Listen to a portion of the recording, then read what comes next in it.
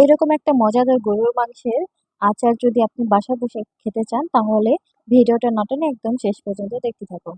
প্রথমে নিয়ে নিচ্ছি গরুর মাংস এবং দিয়ে দিলাম শুকনা মরিচের গুঁড়া, ভাজা জিরের গুঁড়া, মশলা, আদা রসুন বাটা, সরিষার তেল, পরিমাণ মতো লবণ। তারপর এটা মেখে দিয়ে দেবো একটু পানি। এরপর এটাকে আমরা 4টা সিটি দিয়ে নিব এবং এটা সেদ্ধ করে নিব মাংসটা।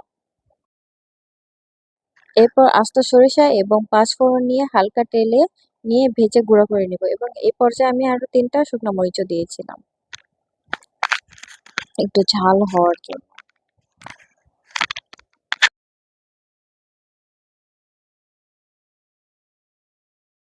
এরপর কড়াইয়ে দিয়ে দিলাম বেশ খানিকটা সরিষার তেল, আস্ত 3টা শুকনা মরিচ, আস্ত গরম মশলা এবং তেজপাতা দিয়ে একটু ভেজে দিয়ে দিলাম আস্ত রসুন কোয়া, একটু ভেজে নিয়ে দিয়ে দিলাম আমাদের সেই গরুর মাংস। এরপর দিয়ে দিলাম একটু ভাজা গরম মশলা গুঁড়া এবং এটা একটু আমরা রান্না করে নিব। এরপর একটু ভাজা ভাজা করে নেব এবং ভাজা ভাজা হয়ে গেলে দিয়ে দিব আমাদের সেই ভাজা মশলাটা। আপনারা চাইলে এই আচারটা 1 মাস সংরক্ষণ করে রাখতে পারেন এবং সেক্ষেত্রে আমাদের দিয়ে দিতে হবে সরিষার তেলের পরিমাণটা আরো বেশি, যেন আচারটা নষ্ট না হয়ে যায়। এবং এই আচারটা খেতে অসাধারণ মজা হয়। আপনারা বাসায় অবশ্যই ট্রাই করবেন।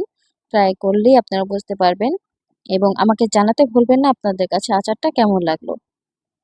রেসিপিটি ভালো লাগলে অবশ্যই একটা লাইক দিয়ে দিবেন এবং কমেন্ট করে জানাতে ভুলবেন না ভিডিওটা আপনার কাছে কেমন লাগলো এবং ভিডিওটা শেয়ার করে দিয়ে অন্যকেও দেখার সুযোগ করে দিবেন। আজকের মতো এই পর্যন্তই। সবাই ভালো থাকবেন, সুস্থ থাকবেন। আল্লাহ হাফেজ।